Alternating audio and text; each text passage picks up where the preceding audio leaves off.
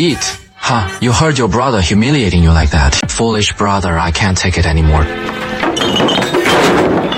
Everyone said that from that night on, Mr. Shu truly went mad.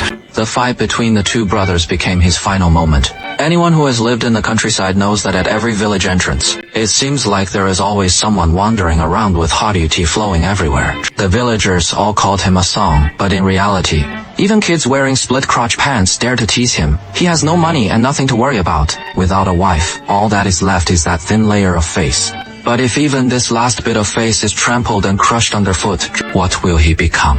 And this man relied solely on a smoking shot, with nowhere to put his hands. It was included in the Beijing Film Academy's textbooks. But this person who was treated as a joke by everyone, perhaps he is the clearest madman of this era. Today, let's uncover this masterpiece of Wang Baoqiang's acting goddess. Hello Mr. Tree, watch how an adult is gradually driven mad by reality. The protagonist is called Tree Man, known as Tree Brother. Northeast winters are bone-chilling. The village was busy preparing for demolition, and everyone was moving into Sunstar City. But just as the times were racing forward, Shuji was left behind. Brother Shu is a mechanic who works lazily, being disliked by the boss. In the village, he belonged to that kind of position, at the very bottom, but someone with a very strong sense of pride.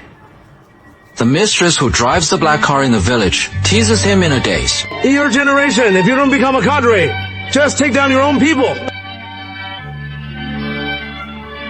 If it were any normal person, they would have realized earlier. This was a sarcastic mockery, but Brother Shu heard the corner of his mouth, but he wore a hint of smug smile. Actually, if you look closely at Brother Shu's walking posture, his hand always hung in midair, like a withered branch. Psychologically, this is a sign of extreme insecurity and confusion. He wanted to hold on to something, but couldn't hold on to anything. What is this? Who are you talking about, old chicken? Sure enough, reality soon dealt him several harsh slaps. First, he lost his job. While repairing his car, Brother Shu accidentally injured his eye. His younger brother, who drives a taxi in the city, came to see him. Without a single word of concern, he tossed down a bit of money and left with an impatient expression. The repair shop owner was even more ruthless, directly giving him several hundred yuan in severance pay and going with the flow. Turn it on. During the hospital dressing changes, desperate Brother Tree grabbed the nurse's hand and refused to let go. Many people think Tree Bro is being a rogue when they see this. But let me tell you, seriously, it is not the instinct of people who are completely drowned in society, wanting to hold on to a bit of the warmth of this world. He is too lonely, but this clumsy method earned him that. He had no choice but to grit his teeth and beg the local tyrant Erju, who had taken over his own land.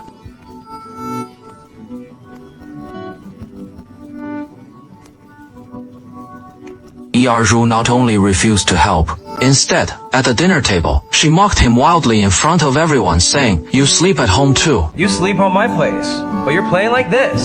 Tomorrow you'll just do some extra work, and you can go in the morning." Luckily, Brother Shu is showing us a show too. How arrogant is that? The crowd burst into laughter, although they were the gatekeepers. But between the lines, it was clear he was talking about the watchdog. Faced with everyone's humiliation, Brother Shu could only bury his head lower and lower. Immediately after, his friend Xiao Zhuang accidentally scratched Erju. Crown Car Tree Brother stepped forward, wanting to be Hishilao. He thought he could save face in front of his friend, but instead got a merciless slap in the face. In Erju's eyes, Shuji is like a useless person. Generally, it is optional. And love is just as tragic. She had her eye on the village girl with dragon teeth. Xiaomei specially got glasses to look like a literary figure, but although she couldn't speak, but the disdain in his eyes was deafening. She would rather be disabled and look down on this healthy loser. But what really pushed Brother Shu into the abyss were the brothers in the village. At a friend's wedding with a distinguished friend, this already battered heart, finally, the fatal blow arrived. At the wedding, Shuji accidentally stepped on Erju's foot. 2. The pig uses the pretext to make a move, relying on his wealth. When he had something to do, he forced Brother Shu inside, pointed at his nose, and insisted he kneel and kowtow to admit his mistake. The villagers inside the house outwardly tried to intervene, but not a single person pleaded for him. Everyone was waiting to see the joke Tree Bro, cornered in a dead end. His gaze finally faded completely. His inner humility is deep to the bone. This cabinet is the most suffocating part of the entire story. At that moment, Brother Shu's body was still alive, but his soul had already been strangled to death by this room of onlookers. The real world is too cruel. Since no one left him a way out, he decided to create his own world. Shuji lay on the bed, murmuring tears. It is pointless for me to come back. From this line, the film takes a 180-degree turn. It entered absurd magical realism. Attention, everyone. From the following plot, it all starts after Shuj completely blocks him. The brain activates a self-protection mechanism. His subconscious is helping him fulfill reality before all the satisfying plots of the story are unattainable. Chen Yixin, a wealthy boss who politely declined his job offer, was caught cheating by him. Then their marriage broke down and the two fought fiercely. And in reality, the deaf-mute girl Xiaomei, who looked down on her, was actually scolded by her. A cheesy text message that not only moved her and showed goodwill. He even quickly agreed to marry her. But even in the subconscious on the edge of schizophrenia, the things that frightened him were still at work. To save face at the wedding, Brother Shu insisted that his third brother borrow a Crown sedan, the wedding carriage. In the end, the younger brother only borrowed a Passat, and Shuj got furious. The two brothers fought fiercely, knocked over the stove, and set the shed on fire with a large fire. The reason Shuji is so obsessed with a crown car, it was because the village bully heir Zhu, who made him kneel, drove a crown. In Mr. Tree's worldview, that was the only symbol of class crossing he could touch. Unable to borrow it, this car becomes even more cruelly prominent. The gap between herself and Erju that can never be crossed. Even stranger, in the midst of the fire, Tree brother hallucinated his father and brother, who had long since died. Back then, my brother was just because he didn't follow the village rules. Qing's father hung him alive from a tree at the village entrance. This childhood shadow was a lifelong shackle around Shouji's neck. So, in Brother Shu's imagination, he even strangled the symbols of patriarchy and reality with his own hands. The oppressive father completely let Shuji go. At this moment, his body was in an extremely strange posture. In fact, he was using his subconscious to fight against this false dream. He was like a stiff piece of wood, being pushed and pulled by everyone to complete the ritual. The more lively the surrounding gongs and drums became, the more it highlights the desolation deep inside him, which no one doubts. In this absurd dream, Shuge directly evolved into a semi-immortal, with a sense of the future. The village bully A.R. Zhu, who once bullied him, was troubled by an accident at the mine. Terrified, he knelt before Brother Shu, kowtowing to beg for a solution. Previously, Brother Shu knelt, but in the dream, A.R. Zhu came back kneeling. In reality, the CEO of Ruyang Mining doesn't even look him in the eye. In dreams, he actually drove a luxury car himself. Please invite Brother Shu to cut the ribbon at the coal mine. Brother Shu, dressed in a suit and tie, stood in the center and gave his shots. He even talked at length with the boss about breaking out of Earth and transforming the moon.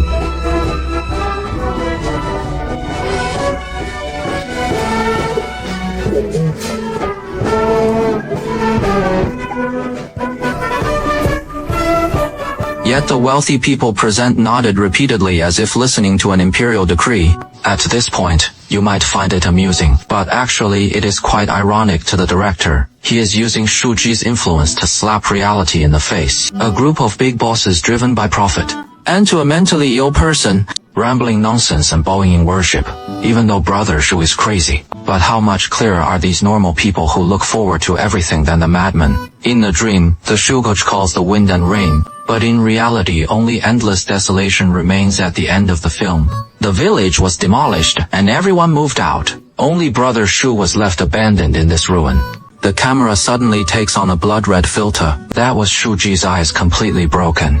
In this glaring blind spot, Brother Shu walked alone through the desolate snowy field. She fantasized that Xiaomei had come back. Not only can they speak, let's go. She was pregnant with his child at a very young age.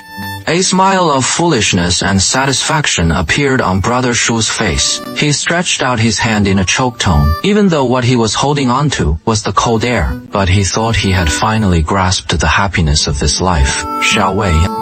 Up ahead is our new building. Although everyone laughs at Mr. Tree, Little do they realize that everyone is Mr. Tree. The reason we think Shuji is both ridiculous and pathetic, it is because we see ourselves in him, the shadow of compromise once made for survival. In this era of rapid advancement in the torrent, how many people like Brother Shu have an extremely sensitive yet strong-willed heart?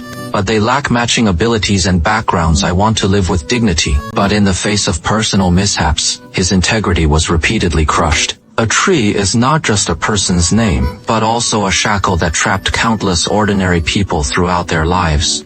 He tried to yearn for love, yearning for a career, yearning to be respected. But the harsh realities of reality left him battered and bleeding. The only thing he could do was retreat back into the spiritual world he forced himself to, locked the door and went completely crazy. Perhaps in the 9th inning when we have to bow our heads every time. When facing knees that have to bend, the moment deep inside us trying to reclaim the scene in our fantasies. With that person in the swirling snow, Mr. Tree's hands like withered branches had nowhere to place them. This era moves too fast. Some people naturally moved into Sun New City, and some people can only remain forever on a withered tree of old. It became the most desolate period on this land.